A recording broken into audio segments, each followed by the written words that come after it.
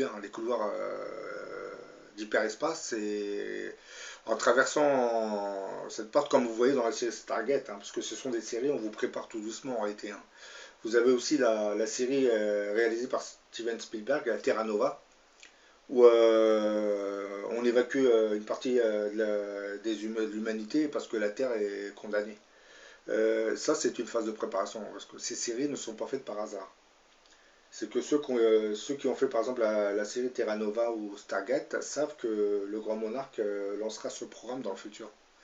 Puisque dans la Bible, c'est écrit qu'il fera de grands prodiges. Donc parmi ces prodiges, je l'ai dit dans une précédente vidéo, vous avez le voyage de planète en planète, comme dans la série Stargate.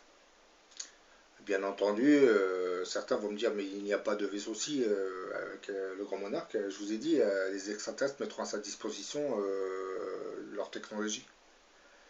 Et bon, concernant les extraterrestres, ils mettent à sa disposition leur technologie parce que eux, ils ne veulent pas qu'on sache grand-chose de leur monde, mais le grand monarque connaît tout de leur monde.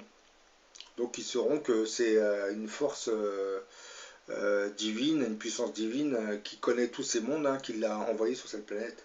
D'ailleurs, je l'ai déjà dit dans une précédente vidéo, il y a de grandes probabilités que l'âme qui habite dans le corps de du moins, qui sera dans le corps de ce grand monarque, ait déjà visité les autres mondes. C'est-à-dire, c'est déjà incarné dans les autres mondes.